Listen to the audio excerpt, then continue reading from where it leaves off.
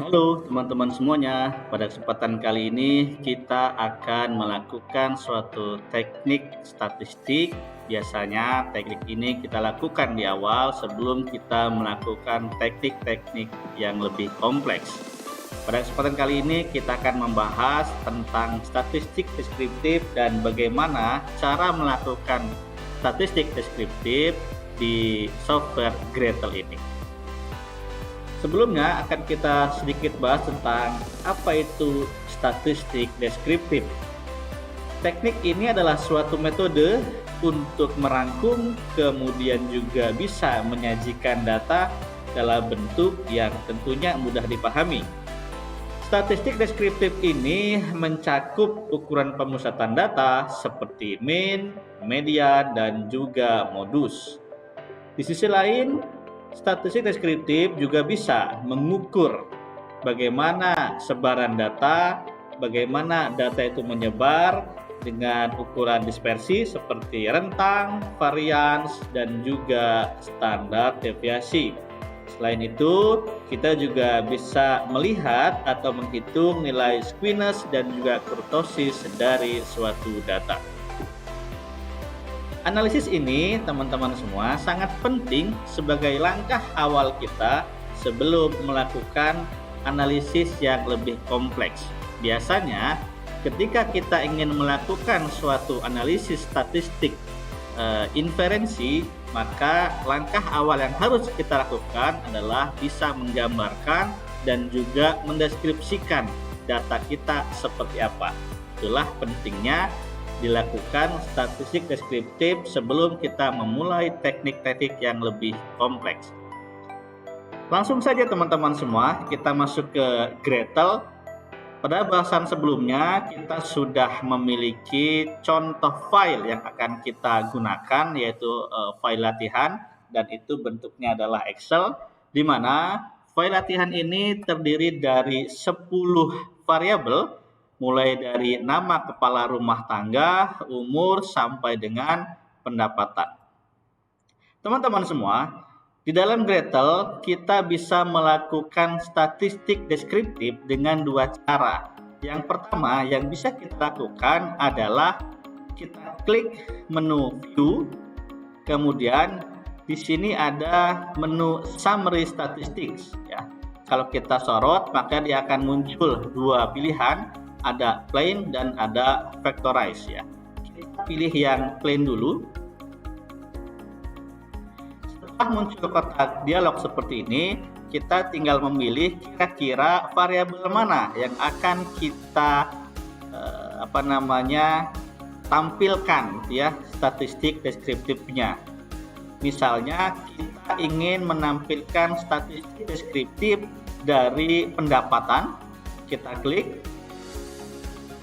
Kemudian di sini kita klik show all statistiknya supaya semua ukuran-ukuran statistik yang biasa digunakan itu muncul.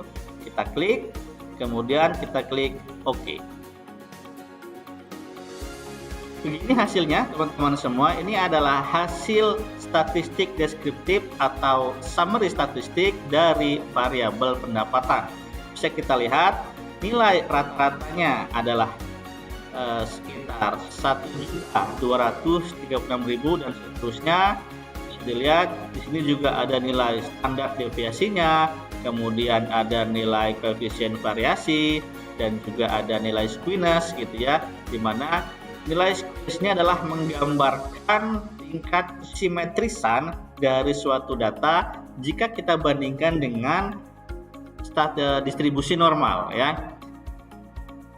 Di beberapa referensi dikatakan bahwa jika nilai skewness-nya itu di antara -2 sampai dengan 2, maka bisa dikatakan bahwa data itu berdistribusi normal ya.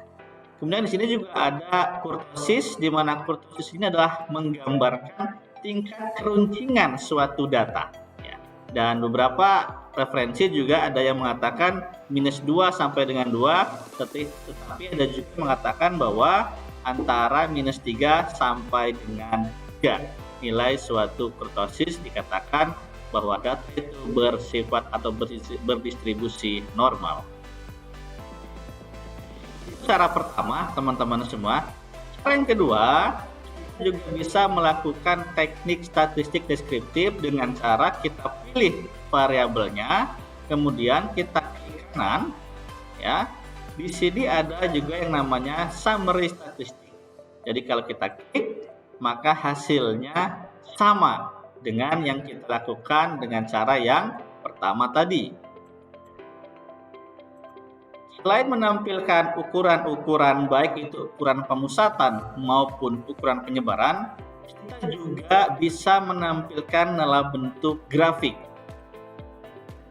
Misal untuk variabel pendapatan, kita klik kanan, kemudian kita pilih box plot, kita pilih yang simple box plot, kita klik OK, maka dia akan menampilkan grafik box plot dari variabel pendapatan, di mana nilai awal ini adalah nilai minimum, kemudian garis yang pertama ini adalah menunjukkan kuartil 1, garis ini menunjukkan median atau kuartil 2, yang garis yang ketiga ini menunjukkan kuartil ketiga atau ketiga, dan terakhir ini adalah nilai maksimum ya. Jadi ketika garis tengahnya ini betul-betul berada di tengah dari kotak ini, maka bisa kita katakan bahwa data itu mengikuti distribusi normal.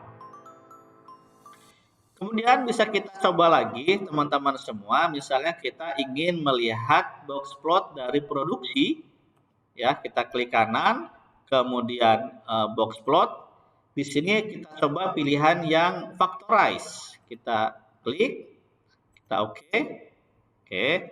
Bedanya dengan yang simple tadi, ketika kita pilih yang factorize, maka nanti grafik box plotnya itu bisa kita pilih berdasarkan kategori apa ya, dan kategori itu harus bersifat discrete atau datanya itu bersifat kategori. Contoh, kita ingin membentuk suatu grafik box plot produksi berdasarkan jenis komoditasnya, misalnya seperti itu ya. Jadi kita masukkan produksinya, kemudian di faktornya kita masukkan komoditasnya. Harus seperti ini. Kita klik OK. Maka tampilannya box plotnya akan ada 4 sesuai dengan banyaknya kategori yang ada di variabel komoditas palawija ya. Jadi kalau kita lihat, kita bisa membandingkan mana yang mengikuti distribusi normal atau yang tidak. Kalau kita lihat secara pintas, maka komoditas jagung itu lebih simetris datanya ketimbang dengan komoditas yang lainnya. Ya, jadi selain kita bisa melakukan summary statistik yang menunjukkan ukuran pemusatan dan juga ukuran penyebaran, kita juga bisa menghasilkan diagram box plot untuk melihat sebaran dari distribusi variabel-variabelnya. Demikian teman-teman yang bisa saya sampaikan pada kesempatan kali ini. Kita akan lanjutkan ke tahapan selanjutnya atau ke bab selanjutnya. Sampai jumpa dan stay tune di Gretel.